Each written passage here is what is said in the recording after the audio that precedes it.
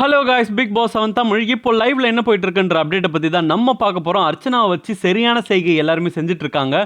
புள்ளியை ஆரம்பிச்சிட்டாங்க. அர்ச்சனா வச்சு கதறுன்னு கதற விடுறாங்க அப்படின்னு தான் சொல்லணும். அனன்யா வச்சு கிழிச்சு விட்டுட்டாங்க.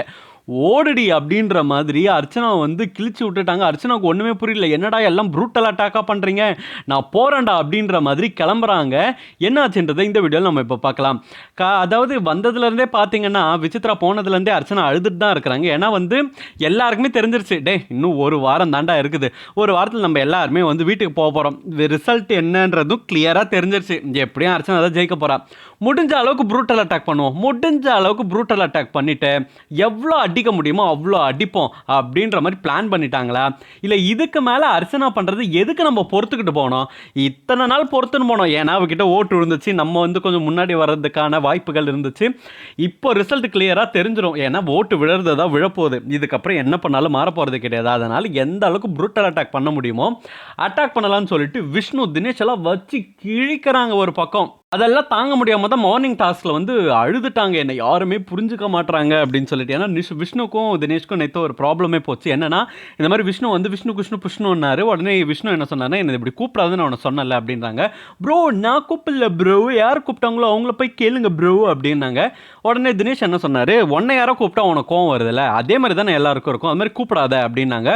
ப்ரோ நீங்கள் ஏன் ப்ரோ நடுவில் வரீங்க, அவங்கள பற்றி பேசும்போது அவங்க வந்தால் போதும் ப்ரோ, நீங்கள் ஏன் ப்ரோ வரீங்க அப்படின்ற மாதிரி எல்லாம் வந்து தினேஷை வந்து சொன்னாங்க. தினேஷ் என்ன சொன்னார் அப்படின்னா, நான் அவனுக்காக வரல, உனக்குனா ஒரு நியாயம் பேசுகிறல்ல, அது மாதிரி அவனுக்கு ஒரு நியாயம், அவ்வளோதான், நீ அதை விட்டுட்டு இதெல்லாம் போட்டுட்டு இருக்க அப்படின்னாங்க. ப்ரோ உங்ககிட்ட வந்து அதை மட்டும் பேசுங்க ப்ரோ அப்படின்னு சொல்லிட்டு சண்டை போட்டுட்டு நைட்டே அழுதுட்டாங்க. அதுக்கு நைட்டே அழுதுட்டு மார்னிங் டாஸ்கில் என்ன சொன்னாங்க அப்படின்னா, இந்த மாதிரி வந்து நான் எங்கள் அம்மாவை போய் கட்டி பிடிச்சி பண்ண போகிறேன், நான் பைத்தியக்காரத்தனமாக பண்ணுறதில்ல, எங்கள் அம்மா கிட்ட போய் காட்டுவேன் அப்படின்ற மாதிரிலாம் சொன்னாங்க. அழுதுட்டாங்க. வினுஷா போய் சமாதானப்படுத்தினாங்க. அதுக்கப்புறம் பாத்ரூமில் உட்காந்து அழுதுனாங்க. பாத்ரூம் வந்தாங்க இவங்க யார், அனன்யா வந்தாங்க. அனன்யா வந்து என்ன சொன்னாங்கன்னா, ஏங்க அழறீங்க, அழறதுக்கெலாம் ஒன்றுமே கிடையாது, அவங்க போயிட்டாங்க, நீங்கள் எதுக்கு அவங்கள பற்றி நினச்சி ஃபீல் பண்ணிட்டுருக்கீங்க, அவங்கள பற்றி ஃபீல் பண்ணிகிட்டே இருந்தால் நீங்கள் கடைசி வரைக்கும் ஃபீல் பண்ணிகிட்டே இருக்க வேண்டியதான். நாங்கள் இருக்கிறோம், நான் இருக்கிறேன், வினுஷா இருக்கிறா, அது போக அக்ஷயா இருக்கா, மாயா இருக்கா, நாங்களாம் இருக்கோம் உங்களை கம்ஃபோர்ட் பண்ணுறதுக்காக. நீங்கள் எதுக்கு வீணாக இப்படியே திங்க் பண்ணிகிட்டு இருக்கீங்க, நீங்கள் ஃப்ரீயாக விடுங்க, நீங்கள் இதை பற்றிலாம் எதுவுமே திங்க் பண்ணாதீங்க அப்படின்ற மாதிரி சொல்லியிருந்தாங்க. இப்போ அதோட தொடர்ச்சியாக என்ன ஆச்சு அப்படின்னா, அனன்யா வெளியிலேருந்து வந்ததுனால நிறைய கொஷின்ஸ் வந்து அர்ச்சனா கிட்ட கீப் ஆன் கேட்டுகிட்டே இருந்தாங்க. இதை சொல்லுங்கள் அது சொல்லுங்கள் அப்படின்னு சொல்லிட்டே இருந்தாங்க. அப்போ அர்ச்சனா என்ன சொன்னாங்க அப்படின்னா, நீங்கள் என்ன இன்டர்வியூ எடுக்கிறீங்க, இவ்வளோ கொஷின்ஸ் கேட்குறீங்க அப்படின்றாங்க. உடனே அனன்யா சொல்கிறாங்க, இல்லைங்க உங்களை பற்றிலாம் தெரிஞ்சுக்கணும்ல, நம்மளும் நல்லா ஃப்ரெண்ட்ஸ் ஆகணும் அப்படின்னா நம்மளை பற்றி தெரிஞ்சுக்கணும்ல அப்படின்ற மாதிரி சொல்கிறாங்க. நம்ம ஆல்ரெடி ஃப்ரெண்ட்ஸ் தானே அப்படின்றாங்க இவங்க. ஓ நம்ம ஆல்ரெடி ஃப்ரெண்ட்ஸா? ஏங்க கொஞ்ச நேரத்துக்கு முன்னாடி தான் நீங்கள் சொன்னீங்க எனக்கு இங்கே ஒரு கம்பெனியனே இல்லை, ஃப்ரெண்டே இல்லை அப்படின்னு சொல்லிட்டு ஓன்னு அழுதிங்க. இப்போ நாங்கள் என்ன போய் ஃப்ரெண்டுன்றீங்க அப்படின்றாங்க. ஆமாங்க நீங்கள் என் ஃப்ரெண்டு தானே. அப்போ ஃப்ரெண்டுனா நீங்கள் எதுக்கு அப்படி சொல்கிறீங்க, இந்த மாதிரி கம்பெனியன் இல்லை ஃப்ரெண்டு இல்லை அப்படின்னு சொல்லிட்டு சொல்கிறீங்க. அதுக்கப்புறம் நீங்களே போய் அழறீங்க, என்னங்க இதெல்லாம் அப்படின்ற மாதிரி சொல்கிறாங்க. என்னங்க நீங்கள் என் ஃபீலிங்ஸை ஹர்ட் பண்ணுற மாதிரி சொல்கிறீங்க, அப்போ ஃபீலிங்ஸ் உங்களுக்கு புரியவே புரியாதுங்க அப்படின்ற மாதிரி சொன்னாங்க.